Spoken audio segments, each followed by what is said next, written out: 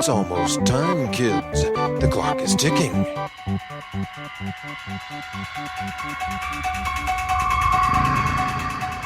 boogeyman is coming. He's gonna get you. He's gonna get you. He's gonna get you. He's gonna get you. He's gonna get you. He's gonna get you. Welcome to the now playing Halloween retrospective series. I'm only trying to give America a good show. Hosted by Stuart. I spent 8 years trying to reach him, and then another 7 trying to keep him locked up. Arnie. I prayed that he would burn in hell, but in my heart I knew that hell would not have him. And Brock. One must remember not to be fooled by his calm, unassuming facade. You know, it's Halloween. I guess everyone's entitled to one good scare, huh? Due to the current release of Rob Zombie's new Halloween movie, H2, we will be watching and reviewing all of the films in the Halloween series. These eyes will deceive you. A warning. These conversations will be spoiler-filled, and as the movies are R-rated, there may be some objectionable language. Every other word you say is either hell or shit or damn. Trick or treat, motherfucker. Today we're talking about Halloween H20, 20 years later, starring Jamie Lee Curtis. This is Brock, co-host of Now Playing. Stuart in L.A. Arnie in my basement. And this movie is the triumphant return of Jamie Lee to the Halloween series 20 years later. Yes, Jamie Lee Curtis back again. Thank God. The one we really want to see return, Halloween H20 20 years later. The name is cumbersome. I don't like it. I don't like the whole H20. I think it's too hip. It doesn't really make any sense. It connotates water, which is not something that's particularly scary. But but you know what? It is interesting to reflect the fact that it's been 20 years since the original. And where is Jamie Lee Curtis? Where's the series? And what do they have to say to one another now? It's an interesting idea. And, I'm just going to put it out there. The movie picks up with a cue from Mr. Sandman, as if Part 2 had just ended, and I'm of the same mind. I'm going to pretend like Halloween 3, 4, 5, and 6 never happened. I'm perfectly happy accepting that premise. However, they don't quite do that. It's not completely written off because it's said that Laurie Strode faked her own death in a car crash, which is what we were told she died in a car crash in 4. Right? Okay, but here's why that doesn't really work. I mean, this is kind of like the Star Trek thing of alternate universe. You can, if you really want to, it happens in a parallel universe that he's chasing Danielle Harris. But Danielle Harris is Jamie Lee Curtis's child. Right. It wouldn't make sense that she would be the overprotective mother that she is in this film with her son and know that somewhere out there's another child in harm's way. Well, I don't like jumping into the cut stuff so quickly, but nonetheless, in the original draft of the script, that's exactly how it was. And there's a scene where Jamie Lee Curtis finds out from one of her students doing a book report that her daughter was killed by Michael Myers and runs to the bathroom and vomits, knowing that her daughter had been killed. Oh. So initially, 3, 4, 5, and even 6 were in continuity. And then they decided to take out that reference. And so they don't reference now 4 through 6 or 3 through 6 at all, except the car crash bit. But the reason she still faked her own death in a car crash is they are referencing that. Interesting. Well, I gotta say, I really like the premise of this movie. I like the idea of this woman living with this for 20 years and how it affects her and her new life and all that kind of stuff. And every year that Halloween comes around, she's haunted by this. I thought it worked. I thought the premise worked. If you're going to bring back Jamie Lee Curtis and you're going to bring Halloween back to form, this is a great way to do it. And I bought into the premise hook, line, and sinker. Totally. And this was a great time for it. This was the horror renaissance of the late 90s. Scream had really brought the genre back from the brink of where we were when we watched Halloween 6, where that movie was very limited release. Scream brought horror back to the masses, although a new type of horror, the Kevin Williamson wink, wink, nudge, nudge horror, and Kevin Williamson was instrumental in H2O here. He did a rewrite and was one of the producers. Yep. And his influence is needed and obvious. Yeah, it kind of felt like Dawson's Massacre. Yeah, definitely. Especially since, what's her name is in it? Michelle Williams. Yeah. Mm-hmm. Now, our old friend Steve Miner is back. He directs this film. Do you guys remember Steve Miner?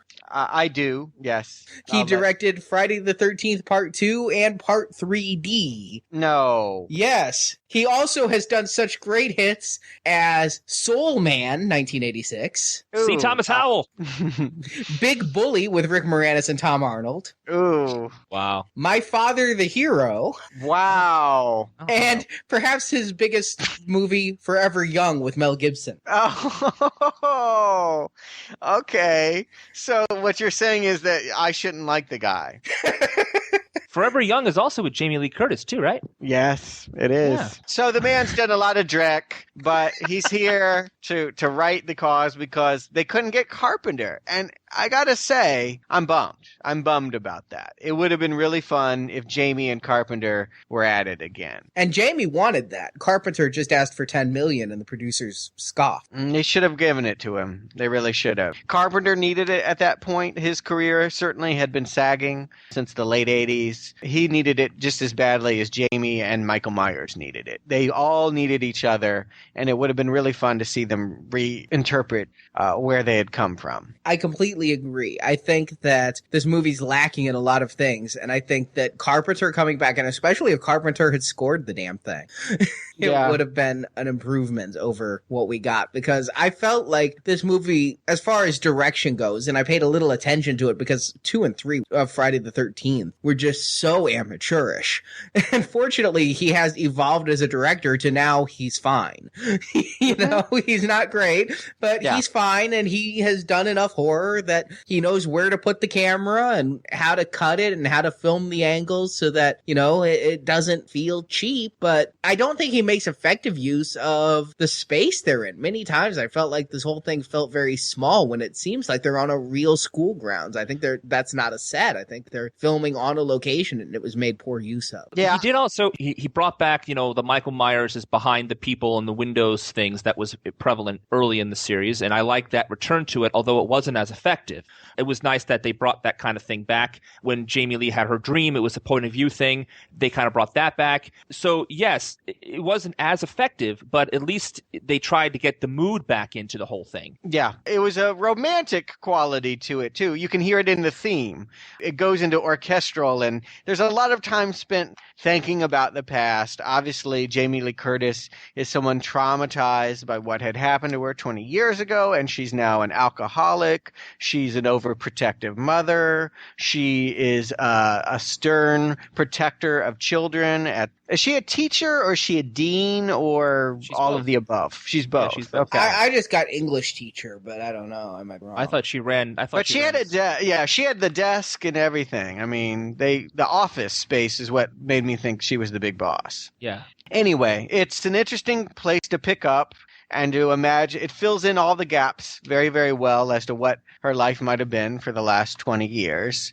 It felt more gothic and less slasher, if that makes sense. It just felt more in love with its place in the horror movie genre. There's a very useless but cute cameo with Jamie Lee Curtis's mother, who was also in Psycho, and they do a little musical cue to Psycho. And they have the Psycho car with the Psycho license plate. Yes. The car was cool. And I associate all that kind of cleverness and referencing other horror movies as being the influence of Kevin Williamson. I mean, that was what Scream did. It was a horror movie about people that had seen all the horror movies and thought they were smarter than that. In that vein, also, the whole conversation about Frankenstein and confronting the demons and all that came, I know I'm jumping, but that also screamed Kevin Williamson to me as well as, you know, hit you over the head, this is what's going to happen kind of stuff. Yeah, there's that, the whole classroom discussion on right before where the premise is a little weird. The whole school is about to get on buses and go camping for Halloween. Huh? At Yosemite. At Yosemite. Yes. Which is it's a cold time to go, I can tell you. It's not ideal. You want to do that in the summer. And no one is acknowledging that it's Halloween at all, except for Jamie Lee Curtis's vomiting and drinking. But nobody's doing that. But they are discussing the novel, Mary Shelley novel, Frankenstein. And, of course, all of that is subtext for what Jamie Lee Curtis is doing and about to do with confronting her brother. You know, I gave the movie the gimme. I gave them that one gimme of the kids going off to camp, whatever, because they wanted to have a small group of people being attacked by Michael Myers. And if they're going to have Jamie in a secluded school and to get her so secluded that no one can find her with a new name and all that kind of stuff, that was the one thing I allowed the movie. And yes, it's a little absurd, but I gave it to him. I totally agree. You have to give it to them. It would not have made sense if there were hundreds of kids milling about. It did have to be about Jamie one-on-one at the end of it. And so it's an acceptable excuse. It doesn't logically make sense that there would be a big field trip. And that it also brings in the conflict between her and her son, which is that he wants his independence. He wants to go play with his own kids and do what teenagers do, drink, smoke, have sex, all the things that got kids killed in the first Halloween, and she's still trying to protect him. I felt that I understood what they were trying to do by making Jamie the alcoholic. You know, what happened on Halloween 20 years earlier has messed her up to such a degree that, you know, they talk about the father of her son, because she's got a son in this movie, and the father of him, they talk about being an abusive methadone addict who left her. So she's really messed up, can't have a relationship. She's trying to have one with Alan Arkin, who the moment he stepped on the screen, I'm like, well, Alan Arkin's gonna die. And Adam Arkin, not Alan Arkin. Oh, okay. Oh, yeah. Oh, very different. Alan Arkin being the old, dirty old man from Little Miss Sunshine, among many other things.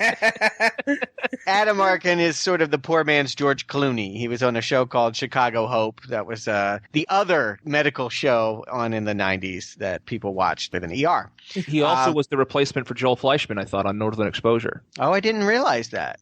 Poor guy. That's all. He's just the stand-in. He's just filling out the suit. And that's kind of what he's doing here. He is not very interesting. It's all about Jamie Lee. He's not overshadowing Jamie Lee Curtis here. He's a believable love foil that, yes. And in fact, when he is killed, that's not the part that's really upsetting to her. It's quickly forgotten. It's like, it's more about her confronting Michael than it really is about grieving over her dead boyfriend. Mm-hmm. As it should be. It should be said, though, that although we're starting with Jamie and her life, the movie actually picks up in or near Haddonfield the day before, which I thought was a good place to begin. But it's impossible. Can I just say it is impossible to drive from Illinois to California in a day? Actually, it's October 28th. So he takes 3 days. Okay. All right. Then I didn't do my math right. Then that's totally acceptable. 3 days is what it would take. He's stealing cars at rest areas, and he's stealing old cars at that. Did you guys notice, like, he was really picking some classics, like an Edsel? Yes, Michael Myers, they don't bother explaining how he escapes, which I think is for the best at this point. Mm-hmm. Yes. You know, we've seen it too many times. What they say is his body was never found, but yet if they're picking up right from number 2, where'd his body go? It was a charred corpse on the ground.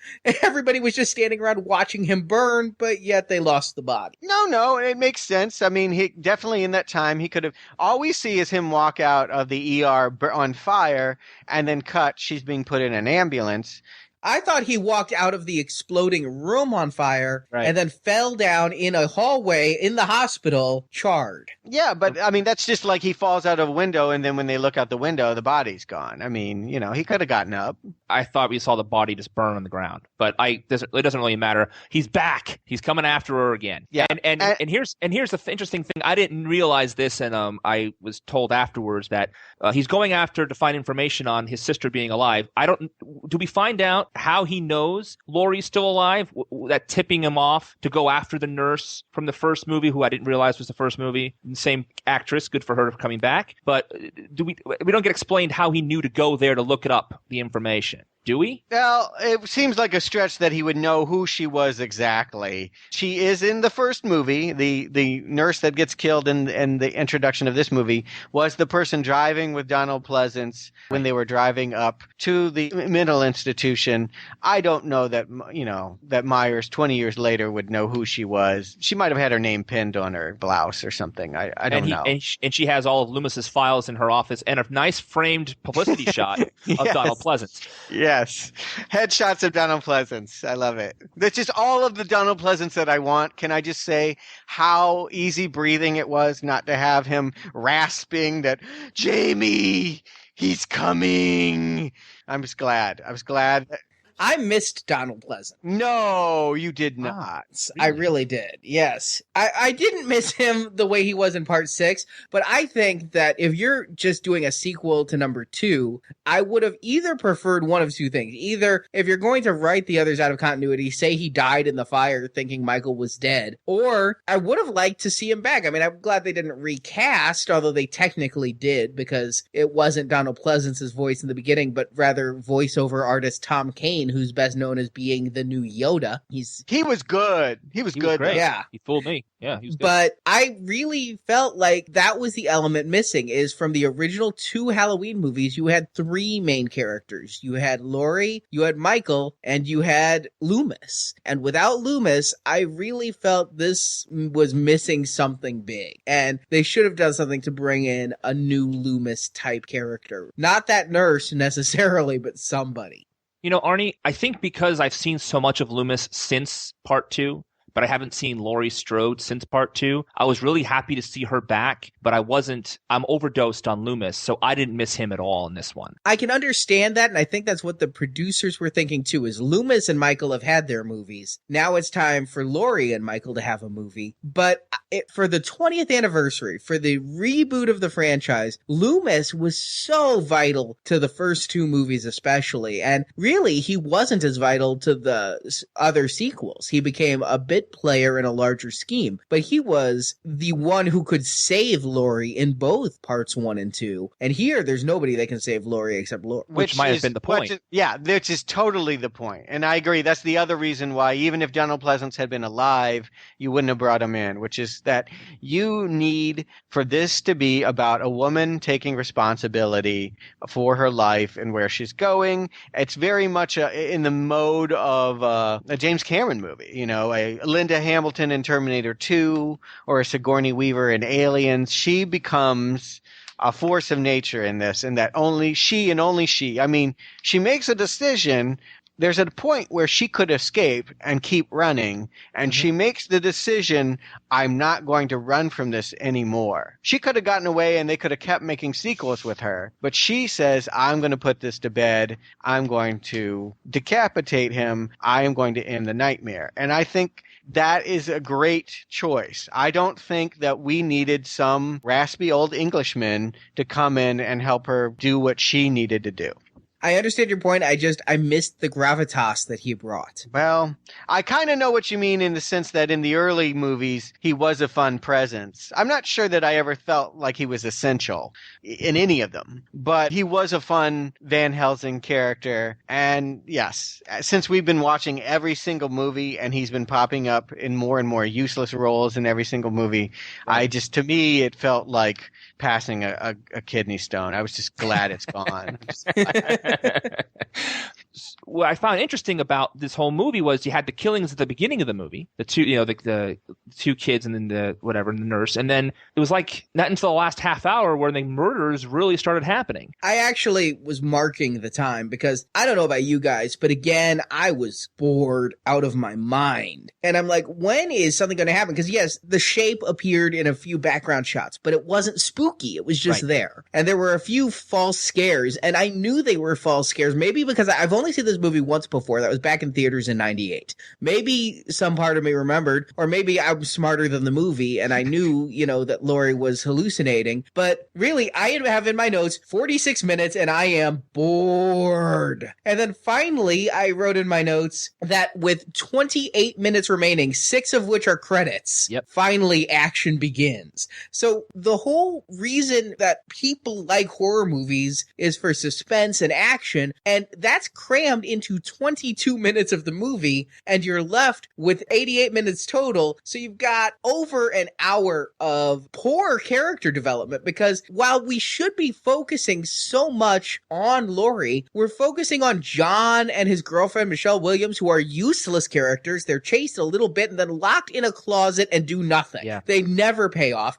And then you've got their 2 friends who are just there because, well, we need a body count. Well, I'm going to say this, first of all. The pacing pacing of this movie is identical to the original movie. Identical. You will find that the deaths don't start happening for much the same time in the original movie. And the body count is, I think, identical. I think the same number of people die in this one that died in the original movie. But I think that, first of all, I had the same complaint about the original movie. I agree. Well, that's what I'm getting. That's what I'm getting at. Is that some of this is personal taste. The thing about it is, what gave the first movie some excitement during that first hour and kept me from wanting to surf the internet desperately was, again, Loomis, who was missing from this movie. Loomis going around going, he's the epitome of evil, and he's going to kill us all. You know, that gave that movie some tension that H2O just lacked in the classroom scene.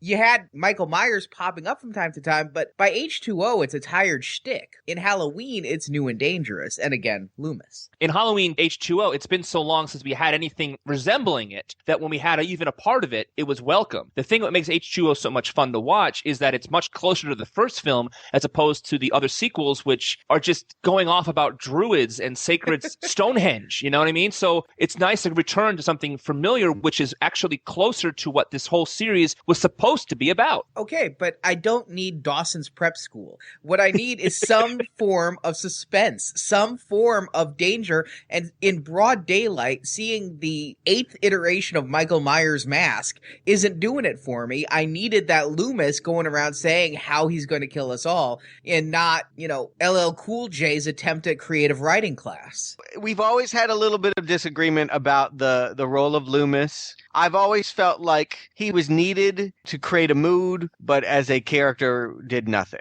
accomplished nothing. And so I didn't want him in H2O. I've said that, I didn't want Donald Pleasance in this movie, even if he were alive, maybe if he were dead. I did not want Sam Loomis running up to Jamie Lee Curtis and saying, "Laurie, I found you finally!" No, I didn't want that. Nice wheeze, by the way. Yeah, I was going to say wheezing was perfect. But don't you think that the first hour lacked? They needed to have something else going on, but I'm not sure what it was.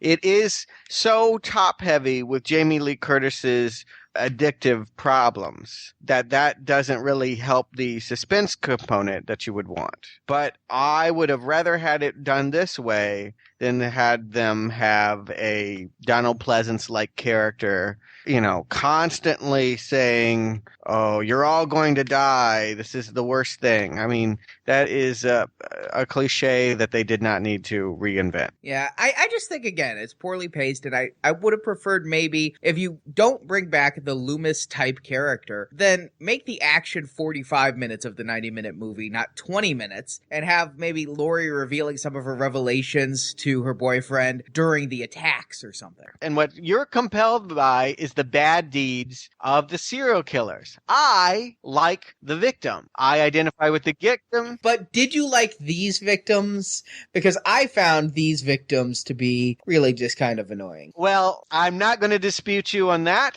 I think Jamie Lee Curtis is great to see again. I loved seeing her again. I loved having her as the central character again. It just lets you know instantly where it had gone wrong for so many Halloween movies. There was no one like this on screen to care about. There's two scenes in particular that they get real. Jamie's in the restaurant having the wine, and she's having that emotional breakdown kind of thing. And then when she confesses to Adam Arkin on the couch about what's going on, I love his reactions to what she's telling him. I thought that was realistic.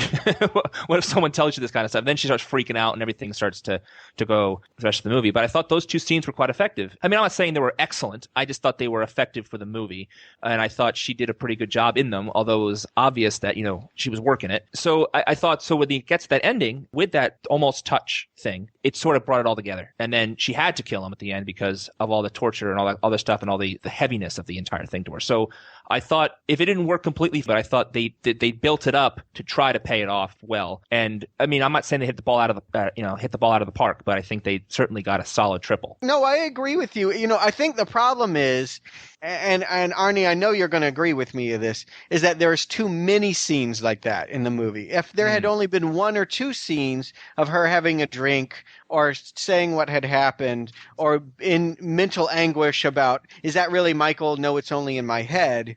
A couple of that is really effective. 45 minutes of that is redundant. Mm-hmm. And the movie would be, unfortunately, it would be much stronger if it were leaner. I mean, I think what we're really saying is that if you chopped it down to a non-commercial release length, it would have been great, which is that if you had just had this movie be an hour, they really would have had something. But there wasn't 90 minutes of movie here. I don't know if it's a matter of cutting down the first 40 minutes or giving another subplot in there, or we're missing Donald Pleasance. I'm not sure what it is, but there does seem to be a one-note quality to the movie that makes it a little redundant. And so it cheapens some of the really good scenes that you mentioned. I think you're right, that scene with Adam Arkin where she's talking about herself in the third person. There was a girl and this and that, and he's playing along like she's having a joke, and then or telling a ghost story on Halloween. Right. And then suddenly he finally, sees through his alcohol buzz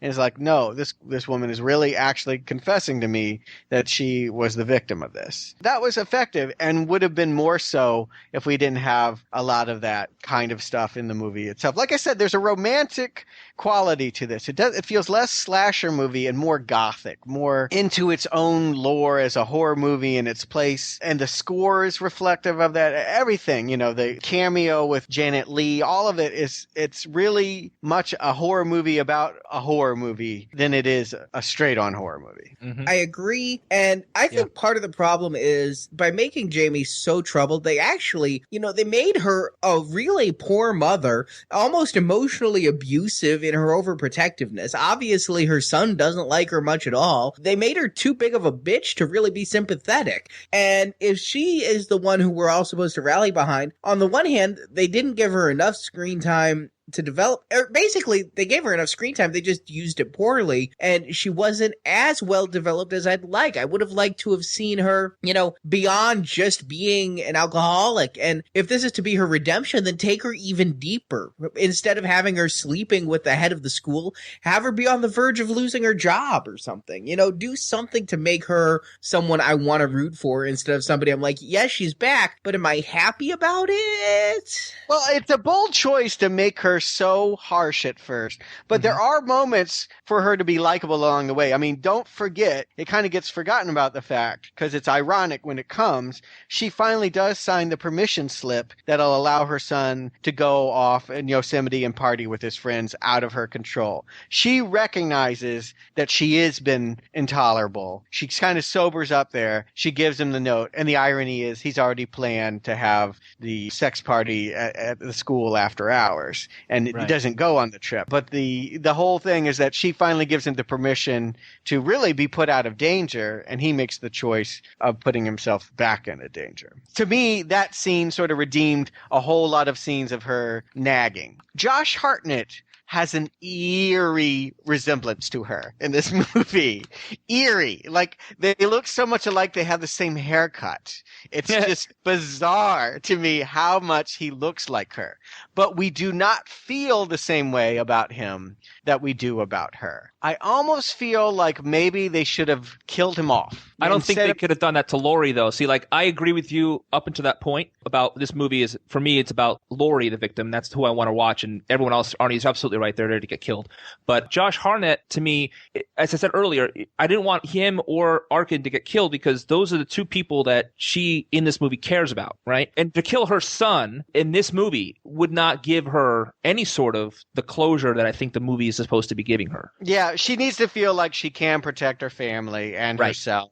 I guess, but what I'm bumping up against in my head is the fact that he really doesn't do much in this movie. Yeah. He is a horrible dresser. Can we just talk about that?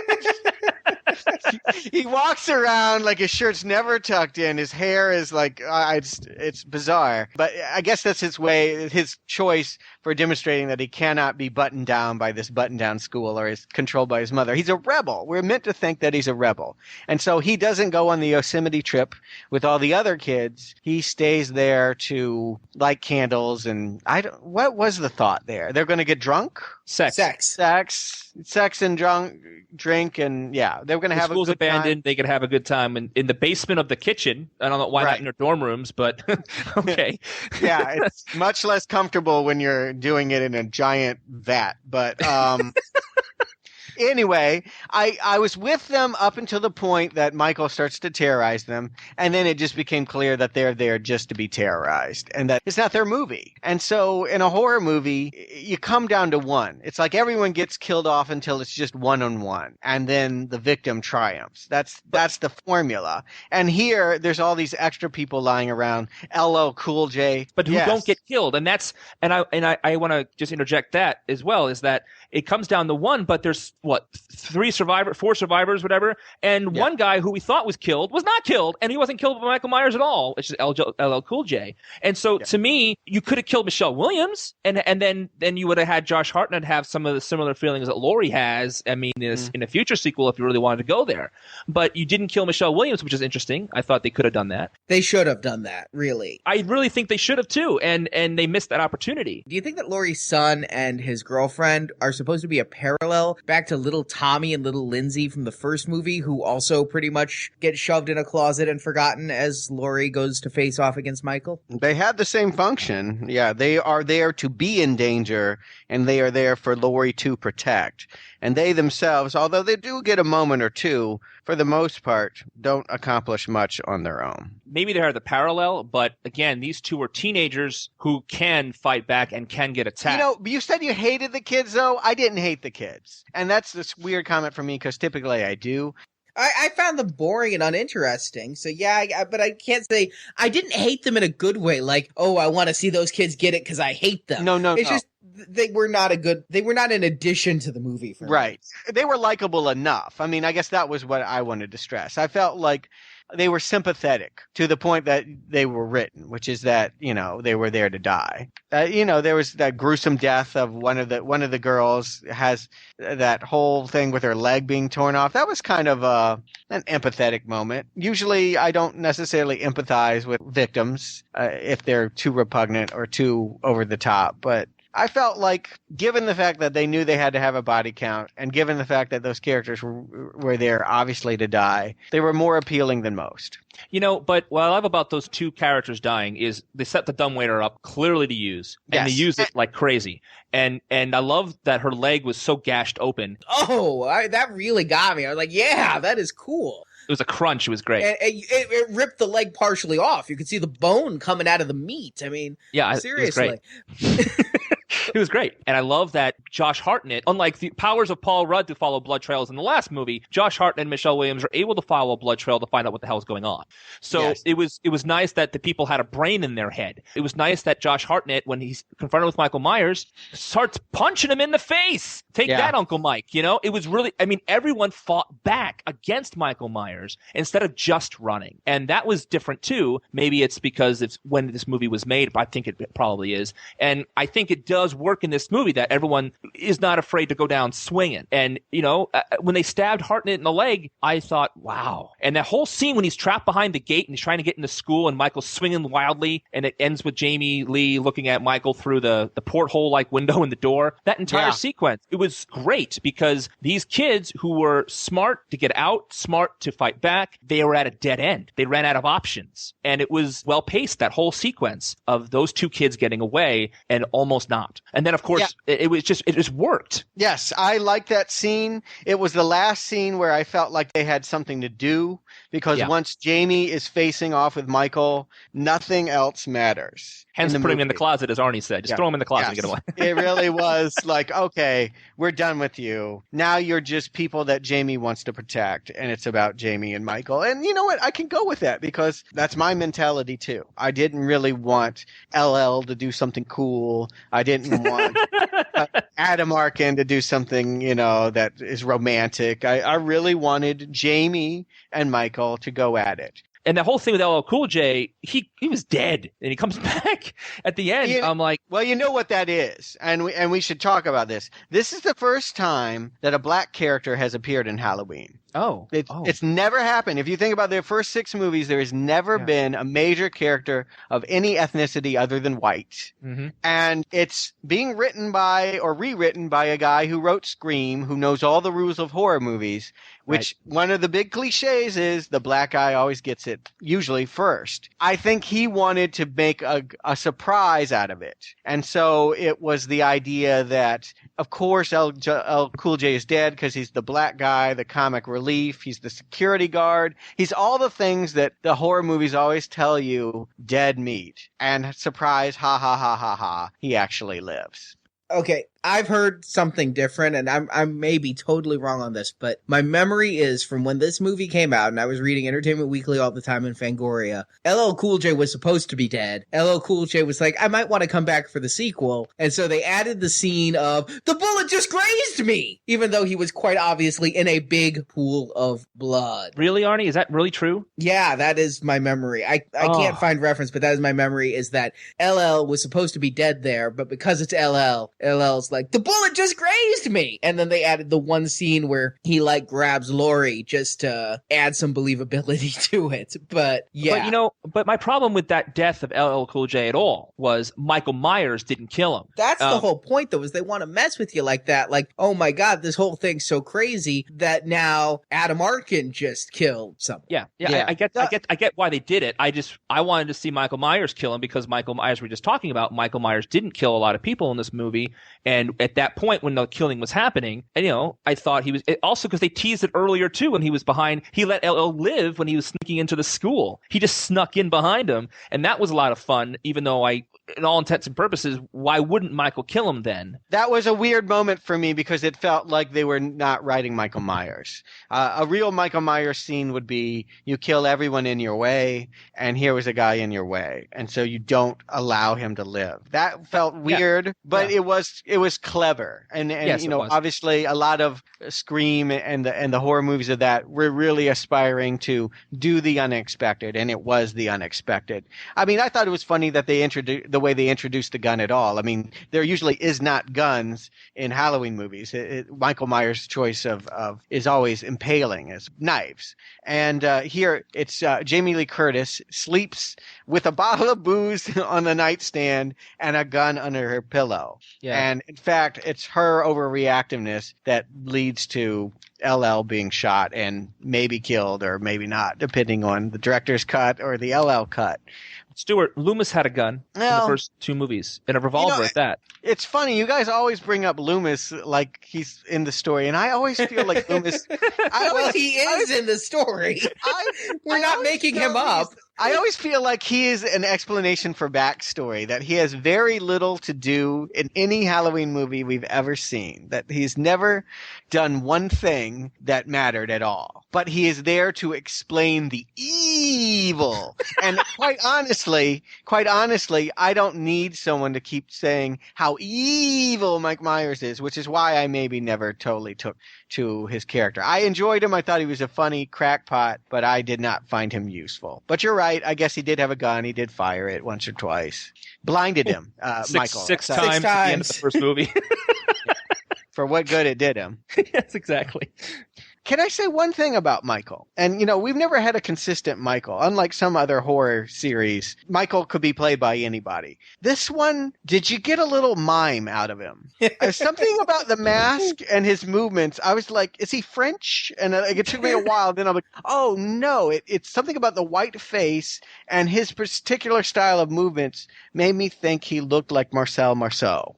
And that was kind of a problem for me. A little bit. I don't know if anybody else got that. I didn't, but you mentioned the mask. I did not like the choice that they made to make the eye holes bigger so you could see the skin in the eyes. I really always felt like the black shadow eyes were part of the Michael persona. That must be it. That must be what I was responding to. You're right. That's what it was. He was more human.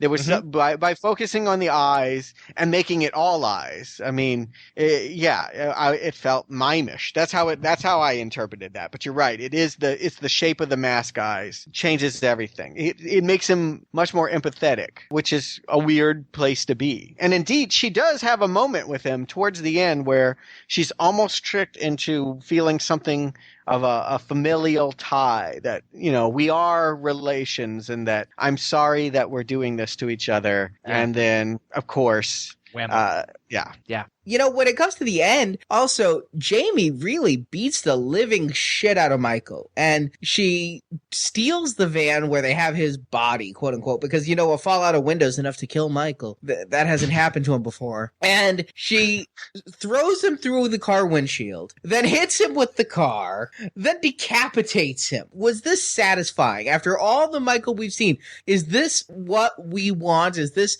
how we want to see Michael punished and finally, ultimately, I guess, killed? He's decapitated, so that means no more sequels, right? I am cool with all of that. And I think that decapitating him, taking his head off, removing the mask, in essence, is the way to go with that. No other death really, I mean, no death feels final in a Michael Myers horror movie anyway, because there's nothing that can't be undone, particularly when you still got Mustafa Akkad at the helm of all of this. But I mean, he's who openly states in any interview he ever gives that he's going to keep making Halloween movies till they've run out of film on the planet. So, yes, I feel like it was a great reintroduction and finalizing of Jamie Lee Curtis's story arc, Laurie Strode. I like the way that it went out. It ends on a different note, obviously. Usually it ends on a note of he's not really dead. This one ends on a note of he really is dead. Decapitation is the only way to go here. I mean, the only way to finalize it. And then I thought they are saying it's done because not only once he's decapitated and you see the head on the ground, whatever, it goes to black and the credits wait a few seconds before they come up. Like it's done. And then the classic music comes back, which I thought was a real nice choice of bringing it in. Right before they do the Creed song, which I thought was a horrible choice. But anyway, yes. Exactly. And they bring it back later when she's a little bit later on one-on-one. But the music, when the two kids and she is in the truck driving away out of the school before she ditches the kids, tell them to go away. This kind of music, that insane music going on, I didn't really care for that at all. John Ottman, he peppered in the theme here and there. Or there's two music guys, Ottman and somebody else. I don't know who it was. Ottman did the same kind of thing for Superman Returns when he peppered in John Williams' theme into a new themes. You know, so he does that stuff, and sometimes effectively, sometimes not. But I thought the music choice when they were trying to escape the school was terrible. So I was happy when they finally brought the Halloween theme back. And they actually had taken some music cues from, I believe, the Scream movies and such, and really pissed off the music composer because they didn't like what he had originally written. That's why there's two then. That's probably why there's two guys on the credits. Stuart, I do not remember. Was this intended to be the final putting to bed of Michael Myers? I can't imagine that they'd reboot it to kill it. But with the decapitation, I know I read a quote by Mustafa Akkad that they'll find a way. They'll say it's a copycat killer. But was this other than Akkad, who will be bringing Michael back, we know, is this supposed to be the nail in the coffin?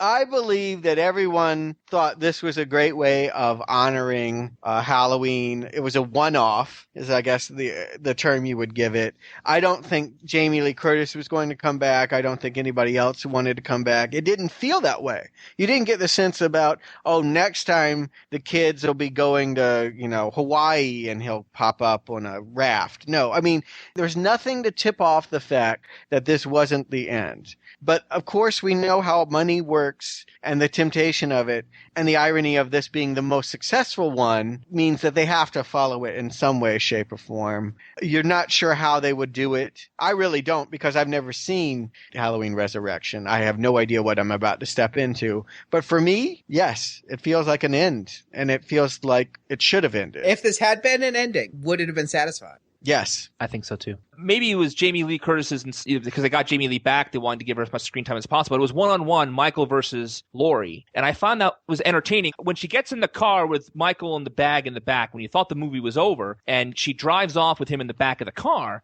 I didn't see that coming. And I enjoyed that surprise. And that whole sequence with, Michael through the windshield, Michael crashing Michael, and then that almost touch at the end, and then chopping his head off. That entire sequence, for me, was satisfying. I really enjoyed it. And I thought it was really a nice way to, end the series. I mean, or at least end Laurie's part of the series. And I thought it worked really well, and it was fun for me to watch. Arnie, your comment? You know, if this had been the end, if they'd never made another one after this one, this is such a step up from the dreck that we'd gotten after 2 that it's, if it's not the highest of notes, it's a higher note. But I ultimately felt this movie to be unsatisfying, and as such, if this was the end, I'd kind of have felt that it was an unsatisfying end as it was an unsatisfying movie. I would like to see the death of Michael Myers to be a little more focused on Michael Myers and a little less focused on trips to Yosemite. Well, I mean, what does that mean, though? Really, how much more grandiose do you have to make it? They went at it for a good 20 minutes. I don't know that I would have needed 50 minutes of pummeling. I don't know if I'd need 50 minutes. I guess I would prefer it to be more evenly paced or more about him. This movie wasn't about Michael at all. It was about Jamie, and it was Jamie's victory. And like you said in the very first podcast we did, you know, I prefer the movies about the villains. But if it's Michael's curtain call, then the movie needs to be about Michael and not about Jamie, or equally about Michael and about Jamie. It doesn't need to have Michael be a bit player, where I just, the whole thing with Michael, this movie would have been fine, I guess, as a mother-son drama, and the last 20 minutes certainly was good horror, and I love some of the kills. I think this is the first time we've seen Michael stab someone and they keep running. I mean, he really had to work hard to kill that one chick, the nameless girlfriend. Yeah. With the leg cut off. But Halloween has never been about all of that stuff. It was peppered in there. But what you're saying is that you wish Halloween wasn't Halloween. Is what I'm hearing. You wish that it was a gore slasher series and not a suspense movie. I wish this had been suspenseful. I was bored. I wasn't in suspense. But you're like that whenever there's not a killer on screen. That is your comment every time, is that if the killer's not on screen, you're not scared. I'm not scared if the killer is on screen. But the point is, there's nothing to Michael Myers. That's the brilliance of it. I'm going to argue that that's why it puts it on the focus on the victim. That's why Jamie Lee Curtis is the star and the series is no good when she's not in the movies. Because it's about her plight against an anonymous evil that's impersonal, that has no face, that has no backstory, certainly has no cult of Celtic wizards sacrificing babies in the basement to help him. And I agree that it worked very well in the first movie back in the 70s. Are you in the house alone kind of babysitter murders? But here it's not impersonal. Here it is personal. It's like Jaws the Revenge. This time it's very personal because he's hunting her and her son specifically. He's still got the same hangups that he's had in 4 through 6 of I want to kill my family, but why? It's not explained. And finally at the end, he gets decapitated. But am I satisfied? You know, I don't want them to explain it because when they explain it, it becomes Celtic runes.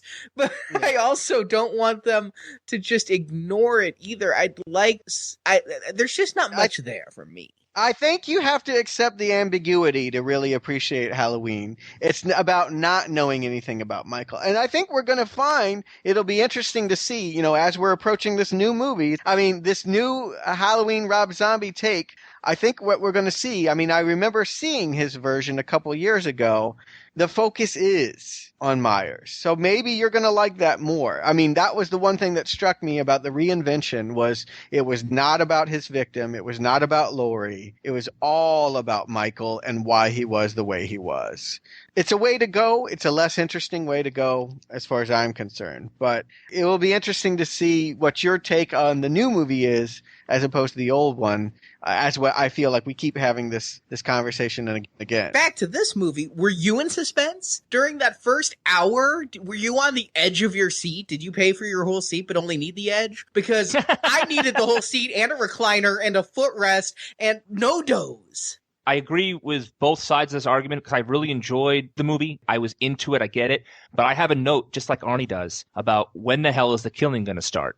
And I like suspense movies. I really do. But I got to tell you, I looked at the DVD player and I'm like, you know, this movie is only X number of minutes long and we have 20 minutes left. Let's get on with it. And here it has to come now. And so I see Arnie's point, but I did like the way the movie went. I did enjoy the following of the character of Jamie, and that's that. And I guess I want to state, I love the idea of bringing Jamie back. I love that Laurie's back. I love it when, the only nemesis Michael has had is Pleasance, and bringing Jamie back was a good choice. My simple fact is, though, this movie doesn't work as a drama to me. I'm never, oh, poor Laurie, and I'm never brought into it the way I would be a good character study. It's a poor character study. And there's nothing in that first hour to appease me. There's no suspense, because when you see Michael, it's not done in a suspenseful way. You see him at the gate. That's more of a tease at this point. In the first movie, it was ominous. In this movie, it's like, the excitement is coming, but not yet.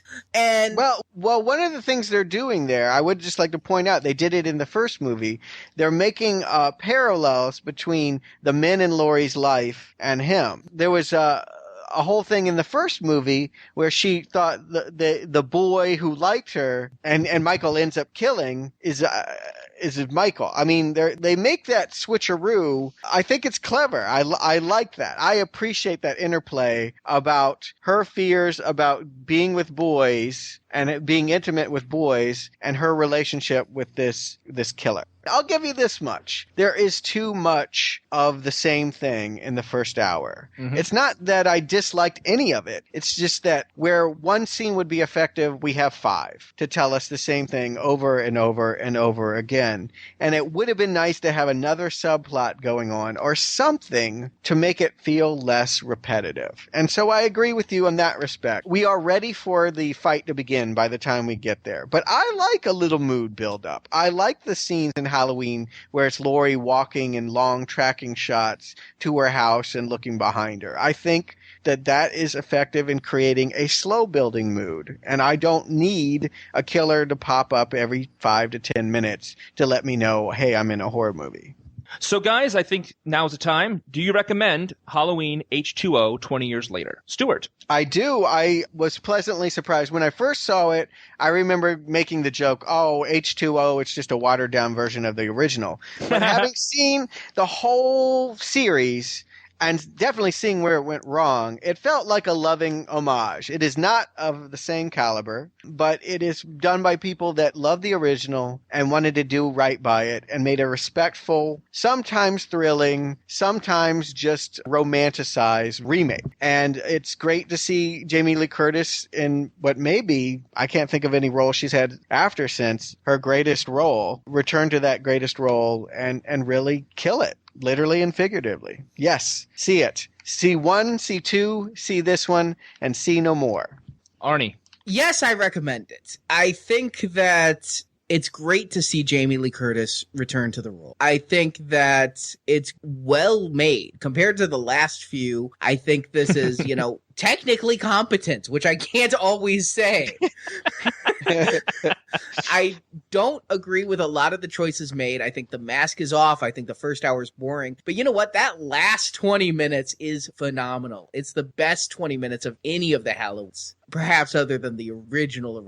So I recommend it with the caution of when you're 45 minutes in and shaking your fist at me going, Arnie, why did you recommend this? Just wait for it. It's And I too recommend it. I had a good time with the movie. I too enjoyed Jamie Lee back. I liked all the little touches it had. I liked that it was more like the first one. Everything everyone said already. Yes, I recommend it. Enjoy. And I was going to say what Stuart said. I'd say you can skip the middle ones. See the first one, the second one, and then this one, and it kind of completes itself. But you can watch the other ones and enjoy them and have fun, but... Can you enjoy them? No.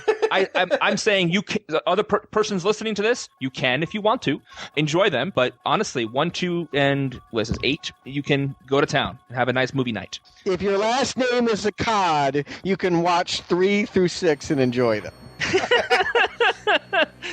Well, I want to thank you guys for joining me today. If you enjoyed listening to this podcast, please listen to our other podcasts in this Halloween retrospective. Please download our Friday the 13th, House of a Thousand Corpses, Star Trek, and all our other podcasts that we've recorded for these retrospective series. You can leave us an email at show@nowplayingpodcast.com. You can talk about this film and other films we reviewed in our forums, and there's a link to that on our homepage. And if you like us, please leave a review for us on iTunes so other people like yourselves can find us and enjoy the podcasts as well. Okay, guys, and so next time we will be talking about Halloween Resurrection. With Busta Rhymes! Why am I nervous? All right. Because it's Busta Rhymes, and they were going to call it H2K because of the Y2K. Oh. Awesome. All right. See you then. See you guys. What's the boogeyman? As a matter of fact, it was. Thank you for joining us for this installment of Now Playing's Halloween Retrospective. It's all over, my friends. If you enjoyed this podcast, you can listen to our other installments, as well as our Friday the 13th, House of a Thousand Corpses, Terminator, and Star Trek retrospective series at our website, nowplayingpodcast.com. Now Playing is a Venganza Media production and is not affiliated with Compass International, Universal Pictures, Galaxy International Pictures, Dimension Films, Miramax Films, or the Weinstein Company. Michael Myers and all other Halloween characters and situations are copyright and trademarks of those companies, and no infringement is intended. You guys, please stop it. Stop it now. Turn it off. Turn it off. Stop it. Stop it. Stop it. Stop it.